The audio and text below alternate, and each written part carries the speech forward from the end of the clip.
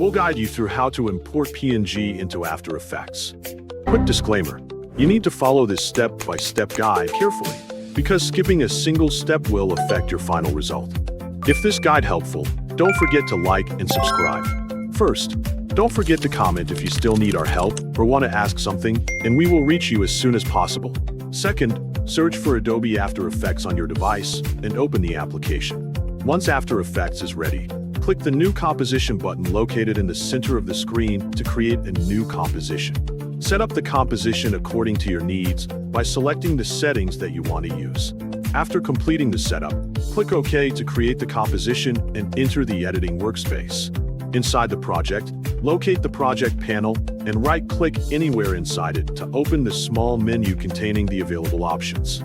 From the menu, select Import to begin importing your PNG file into the project. A file browser window will appear, allowing you to browse through your folders. Find the PNG file that you want to import into Adobe After Effects. After locating the correct file, click it to select it, then press Import to add it to the project panel.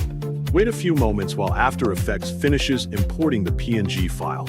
Once the import process is complete, the PNG file will appear inside the project panel and will be available for use in your project.